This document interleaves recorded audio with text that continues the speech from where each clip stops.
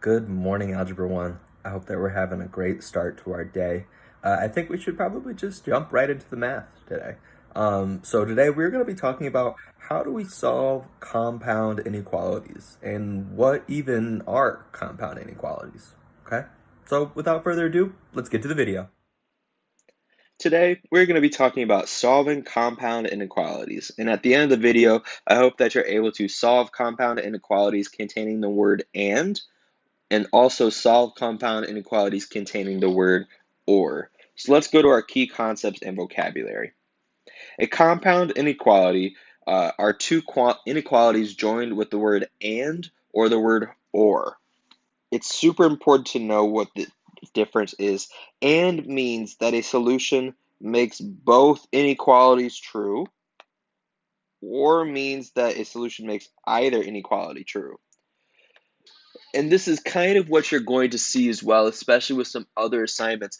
If you have a compound inequality with the word and you don't find a solution that works for both of those inequalities, that means that your solution is no solution.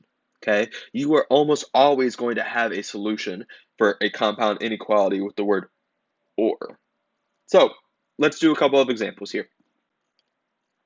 So, write a compound inequality that represents the phrase and graph the two solutions. So, all real numbers less than 4 and. So, I can see here that they give me and.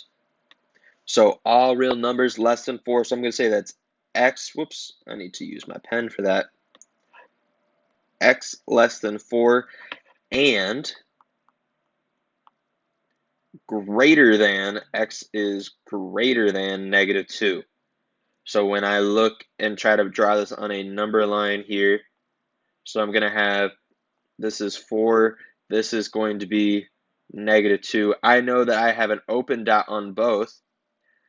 I'm looking to see, so I know x is less than negative 4, so I know that those solutions would be going this way. X is greater than negative 2.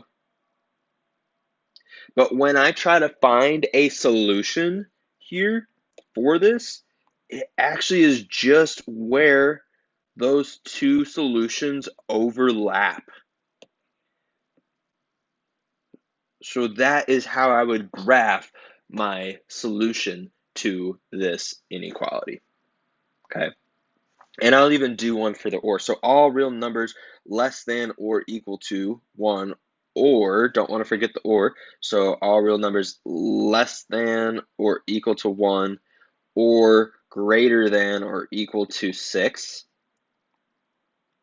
So I'm going to say that this is 6, this is 1. I know that I have a solid dot on my 6 and it's greater than 6, so it goes to the right.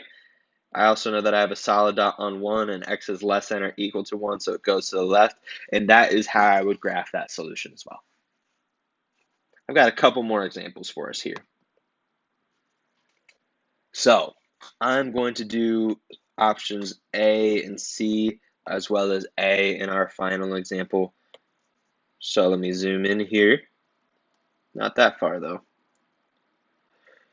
Solve each compound inequality and graph the solution. So I have 4r is greater than negative 12 and 2r is greater than 10. So essentially what I need to do is I need to take each of these situations and I need to try to solve for r for both of them. So the first thing I'm going to do on my left equation is I'm going to divide by 4 on both sides. So I know that r is greater than negative 3. So that's one of my solutions. And then on my right equation, I'm going to divide by 2 on both sides, and I know that r is less than 5. So I know that I'm going to have negative 3 and 5 here. They are an open dot on both. And the solution is actually just going to be whatever is in between the two of them. There we go. So let me try another one. So when I have inequalities written in this way, I can think about it in two ways. I can think about it as this is my first inequality. And then I can also think about it as this is my second inequality. So this really comes out to be like negative 2 is less than x plus 1. and x plus 1 is less than 4. So I want to try to solve each of those inequalities like that. So what I'm going to do is I'm going to subtract by 1 on the left-hand side, and I'm also going to do the same thing for my other one. So I get negative 3, x is greater than negative 3, and I know that x is less than 3. So I'm going to put a line, negative 3, 3. They are both open dots because I don't have or equal to, and the solution is what is inside there. So let me try solving some compound inequalities with the word or. So solve each compound inequality and graph the solution. So I have 3x is less than negative 6 or 7x is greater than 35. So what I'm going to do is I'm going to divide both sides by 3 for my left inequality. So I have x is less than negative 2. And then for my right inequality, I'm going to divide by 7 on both sides, and I get x is greater than 5. So this is going to be negative 2, this is going to be 5. I know that I have an open dot on both because I don't have or equal to. X is greater than 5, so I move to the right, and x is less than 2, so I move to the left, and that is how I would graph that inequality. So again, I want to make one more point here, and I'm going to write that down as well. When solving a compound inequality,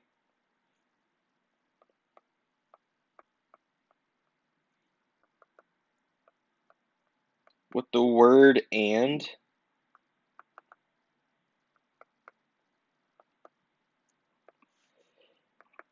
if there are no solutions,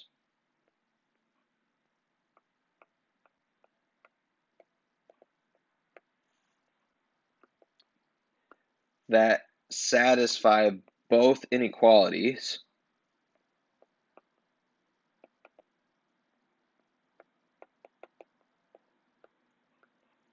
then your answer is no solution.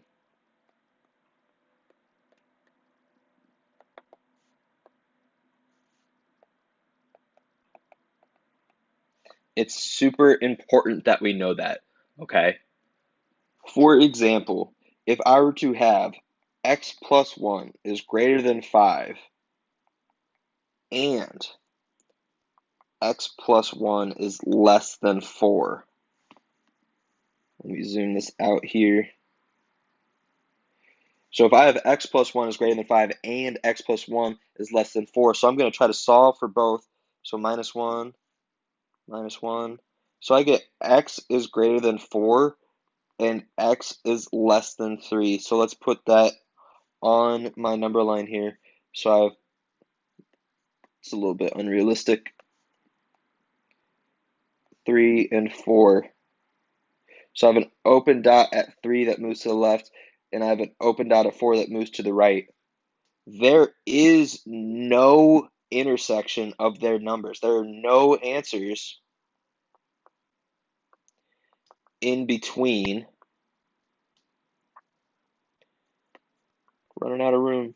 In between. Since there are no answers in between those two numbers, there's no intersections of their lines, that tells me automatically that my answer is no solution because there's never ever going to be a number that will be less than 3, but also at the same time greater than 4.